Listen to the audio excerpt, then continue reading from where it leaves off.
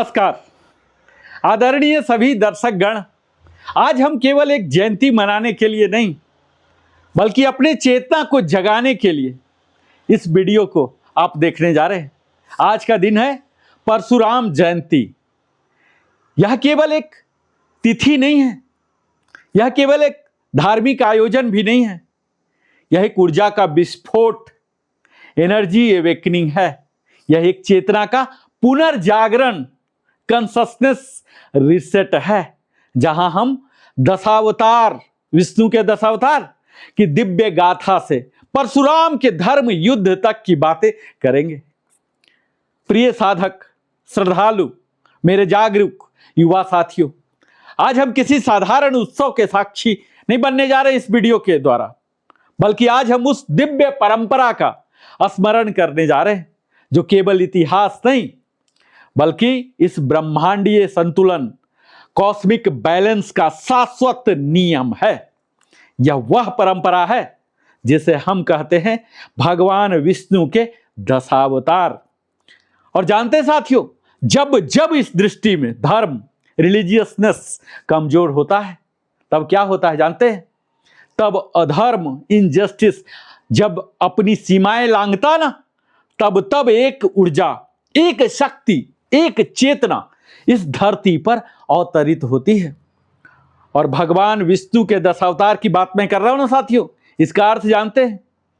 उनके 10 मुख्य अवतार जिन्हें उन्होंने धर्म की स्थापना और संसार की रक्षा के लिए अलग अलग युगों में लिया था। और इन अवतारों के माध्यम से विष्णु भगवान ने बुराई का अंत किया और मानवता को सही मार्ग दिखाया। पहला अवतार था मत्स्य अवतार यानी मछली। सतयुग का पहला अवतार, जब प्रलय आई तब भगवान ने मछली बनकर राजा मनु और वेदों की रक्षा की थी। दूसरा अवतार था कूर्म अवतार यानी कछुआ। समुद्र मंथन के समय भगवान ने कछुए का रूप धरकर मंदराचल पर्वत को अपनी पीठ में संभाला था। तीसरा अवतार था वराह अवतार यानी सुअर। जब हिरण्याक्ष दैत्य ने पृथ्वी को समुद्र में छिपा दिया था, तब वराह रूप में विष्णु जी ने उसका वध कर पृथ्वी को बाहर निकाला था। चौथा अवतार था नृसिंह अवतार, आधा शेर और आधा मनुष्य। आपने कथा अवश्य सुना होगा। भक्त प्रहलाद की रक्षा और अहंकारी दैत्य हिरण्यकशिपु की अंत करने के लिए भगवान ने यह भयंकर रूप धारण किया था। जो पांचवा था वामन अवतार, बौना ब्राह्मण।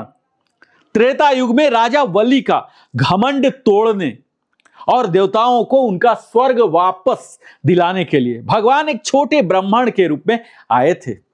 और छठा अवतार था परशुराम अवतार।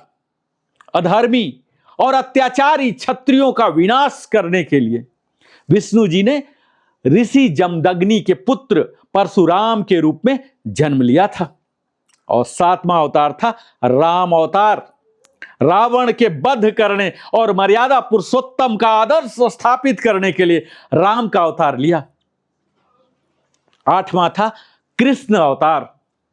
द्वापर युग में कंस के विनाश और महाभारत युद्ध में अर्जुन को गीता का ज्ञान देने के लिए भगवान श्री कृष्ण अवतरित हुए थे। नौवां अवतार था बुद्ध अवतार या बलराम भी कहते हैं।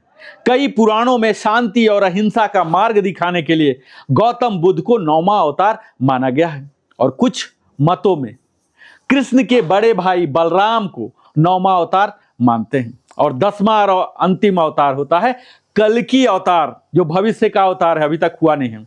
और यह अवतार कलयुग के अंत में होगा। ऐसा मान्यता है कि भगवान कल्कि सफेद घोड़े पर सवार होकर आएंगे और संसार के तमाम पाप मिटाकर फिर से सतयुग की शुरुआत करेंगे। भगवान विष्णु का छठा अवतार, साथियों हमने 10 को बताया, यही परशुराम अत्यंत शक्तिशाली और ओजस्वी माना जाता है। वे महर्षि जमदग्नि और माता रेणुका के पुत्र थे। उन्हें अमर माना जाता है, जो आज भी पृथ्वी पर जीवित हैं। और इस परशुराम का अर्थ, उनका मूल नाम राम था। भगवान शिव की कठोर तपस्या करने के बाद शिव ने उन्हें अपना दिव्य अस्त्र परशु, जो कुल्हाड़ी, भेंट किया गया था और जिसके बाद उनका नाम परशुराम पड़ा। इस अवतार का उद्देश्य त्रेता युग में जब क्षत्रिय राजा सहस्त्रार्थ अर्जुन अभिमानी और अत्याचारी हो गए थे और धर्म का मार्ग छोड़ चुके थे, तब उनका अहंकार नष्ट करने के लिए परशुराम जी का जन्म हुआ था और तब सहस्त्रबाहु का वध किया गया था।